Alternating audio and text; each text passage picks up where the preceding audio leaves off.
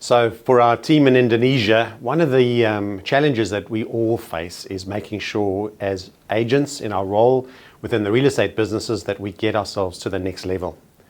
So how do we get ourselves to the next level in our real estate world? Well, perhaps as an agent you found that you've been going around in circles, that you maybe got stuck in a rut, or that you've plateaued. And so often in the real estate world we get to a certain level and we seem to stay there year after year after year, not really moving forward or progressing as much as we'd like to. And business owners may often ask, so how do I motivate my team? How do I get my agents to get themselves to their next levels? And perhaps you've been asking yourself that very question. So perhaps the first thing we need to do is to take a step back and have a look at why we were in real estate in the first instance. It's so important to get our motivation, our why correct, because so often, we get knocked down, things don't work out as planned. And so why are people in real estate? Why are you in real estate as a career? And there are a number of reasons. For one, it's such a great business because we get to make a difference.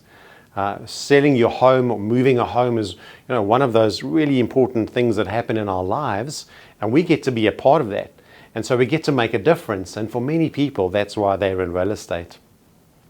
And it really is about people at the end of the day. It's also such an amazing career because there are no limits to our income. I mean, how many careers are there in the world where there's no rule that says there's a maximum as to what you can earn? And so your why must be really clear to you. And there are different reasons why we're in this business. For some of us, it's because of our family. We really focus on our family and providing for our family. For some of us, it's wealth creation. We're thinking of our future, we're thinking of retirement, and so we believe that real estate is the right career for us because it helps us achieve our future goals. For some of us, it's a lifestyle. Maybe it provides the lifestyle that we enjoy and want to live right now. For others, it is that impact on people that we spoke about. But whatever it is, be clear on what your why is, why you're in real estate. Make sure it's crystal clear and applies to you personally. Once you've got your why right, we then can focus on the what we need to do to get ourselves to our next level. And so it's so important we're clear on what the goals are that we want to achieve in life. How much time are you prepared to commit to your real estate career? Now, make no mistake, real estate is a full-time career, but even being full-time, there's a limit as to how much time you may be prepared to commit to it, given other family commitments that you might have or work-life balance. It's also really important to be clear on what the income is that you want and need. Now, those are two different things, and it's important to be clear on what those are. There's the income we need to survive and pay our bills, but do we just want to get through life surviving? Or do you want this career to serve your life goals? So what income do you need? And think about things like vacation, investments, things you can do to spoil yourself. Make sure that you have quantified what the real income is that you want out of your real estate career. And once you know what that number is, what you want to earn in any given year, know your numbers. Understand, well, what does that mean? If I want to achieve X dollars after tax in a calendar year, how many sales do I need to close and settle in order to achieve that income? So just to recap, be clear on your why. Once you've got that, be clear on what you need to achieve. What are the next steps? Well, once we know what that dollar income is we want to achieve, we've got to create a plan. If we have no plan, we have no direction. Would you consider building a house without a plan? If we did that, people would think we're crazy. And yet when you see a completed home that is beautiful and well thought out, you can see someone paid attention to the design and therefore it's successful. Well, how much more so with our lives? And so we need to have a plan that makes sure we live the life we want to live and achieve the goals we want to achieve. So we've already said be clear on your numbers. Once you've got that income goal, you know the number of settled sales you need to achieve in a year. Once you've got that right, you need to understand, well, so how many listings do I need to achieve those sales? How many appraisals do I need to make in order to achieve those listings? We've got to understand those numbers. That means we need to understand our appraisal to listing ratio. So out of 10 appraisals, how many do I typically list? We need to also understand what our listing to selling ratio is. So out of 10 listings, and by listings I mean exclusive listings, not opens. So out of 10 exclusive listings, how many would I typically sell? So we've got to understand those numbers. And once we've got those numbers right, ultimately we'll know how many appraisals we need to make in a month to achieve the listings, to achieve the sales, to achieve the income, to achieve our goals. And so that is the foundation of our business plan.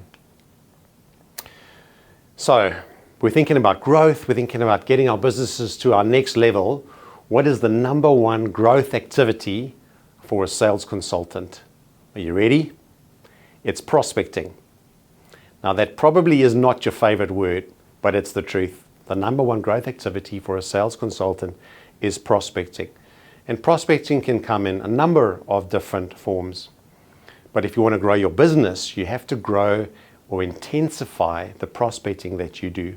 And so logically, you're going to have a prospecting plan to make sure that that happens. And prospecting will include staying in touch with your past clients. And for agents who've been in the business for a long time, you'll know that at least 80% of your business comes from your past clients. But it will also include things like your contacts, your farming area, if it's a geographical farming area. And we have a whole new exciting world of digital prospecting. So what doors does that open for you?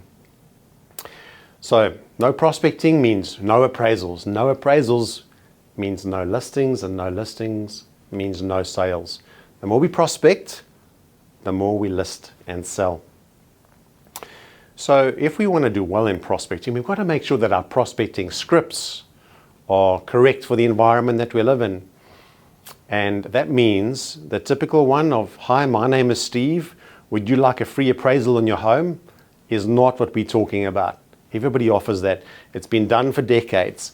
There are better prospecting scripts out there. So find them, speak to your managers, speak to your Harcourts team, and let's make sure you've got your prospecting scripts appropriate for this market. We also want to make sure that we prospect daily. This is not an activity you can leave to chance. Leads do not fall out of the sky. You cannot just rely on luck. You've got to make this happen. So build prospecting into your daily activity plan.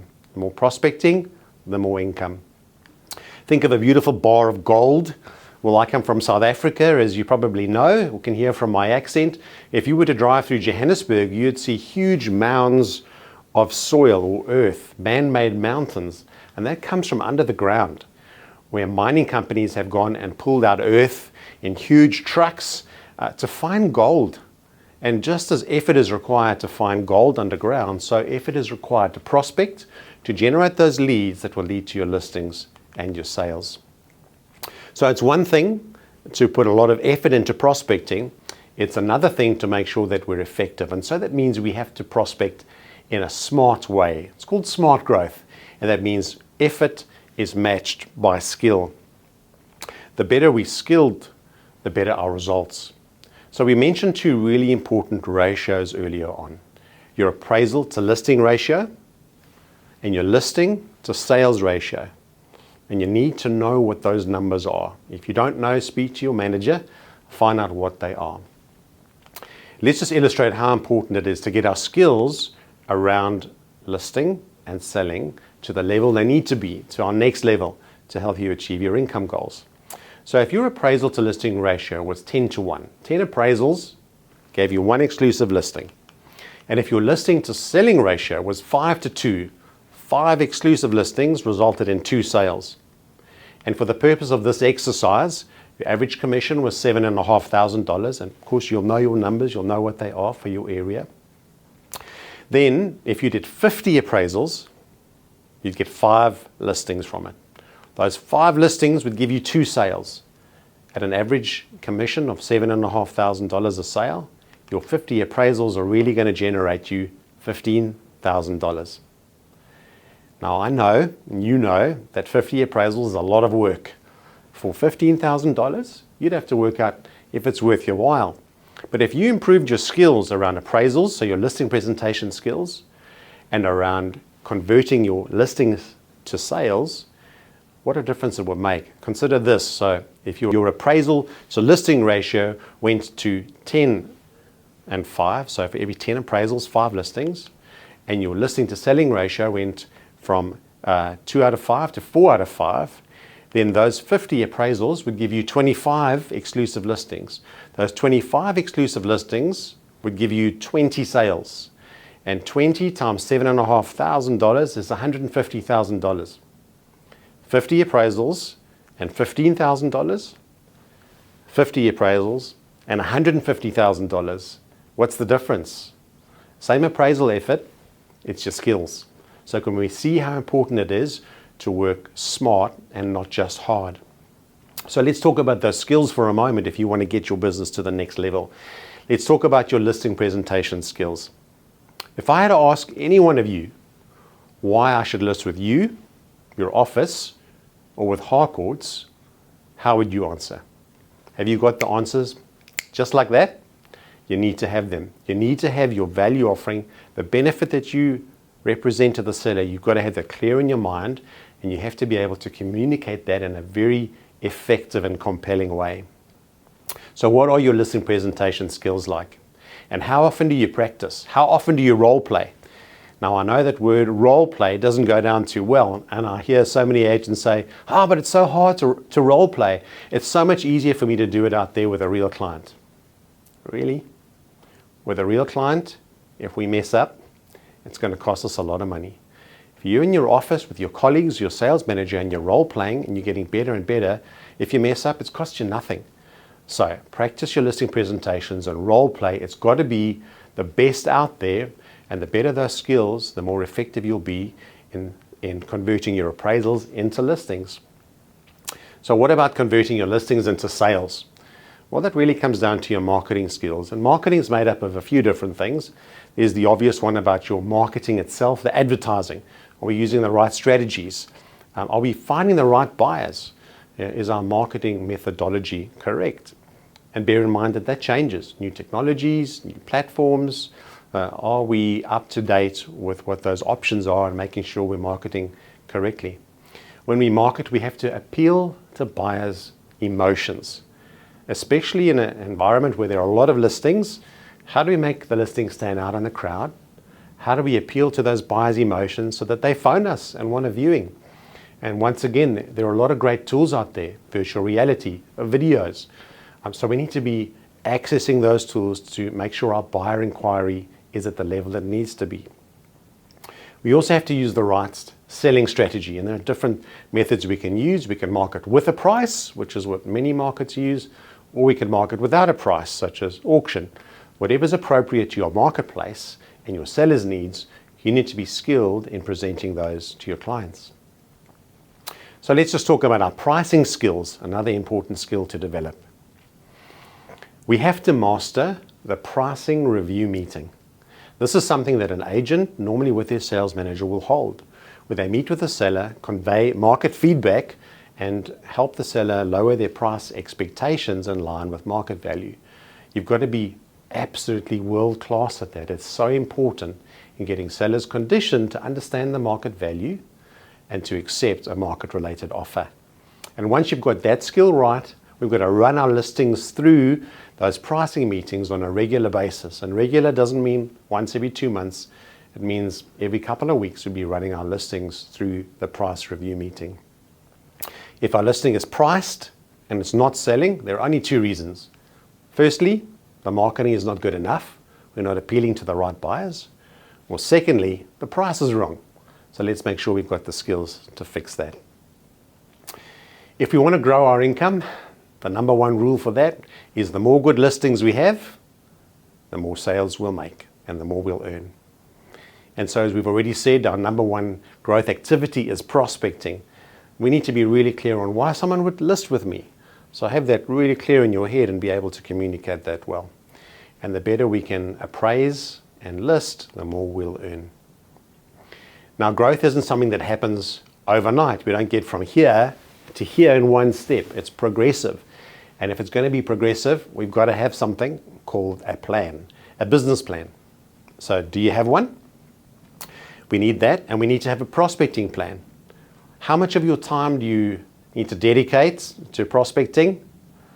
Well, this might not be what you want to hear, but the best agents prospect about 50% of their time or more. And our prospecting doesn't just mean going to knock on doors or cold calling. There are many other very effective ways to prospect, but it should account for at least 50% of your time. We've got to train those skills: listing presentation, price counseling meetings, and prospecting skills. And what is a typical day for an agent? Well, there are no rules there. Things are different in some of our environments. We've learned a lot over the last few months under COVID-19 about how to work remotely. But in a normal world where you are going to the office, what works is a really simple structure. Typically, mornings in the office and afternoons will be appointments, afternoons through to evenings. Growth really is a choice, and no one decides for you. You decide for yourself if you want to grow or not. How can it be that in the same office or the same group, you have agents with the same tools, the same marketing, the same brand, and some absolutely thrive? Some get their businesses to the next level, while others stagnate or go backwards. It's a choice, and you decide for yourself whether you're going to grow or not. So have your why clear, have your how clear, know your numbers, create that plan, work on developing those skills. Make sure that every day, every hour counts. This is serious business, but it's also fun. You get to make a difference. You get to meet lots of people, but you get to earn the income and live the life that you deserve. So let's work together, speak to your Harcourts team, and let's get you to your next level.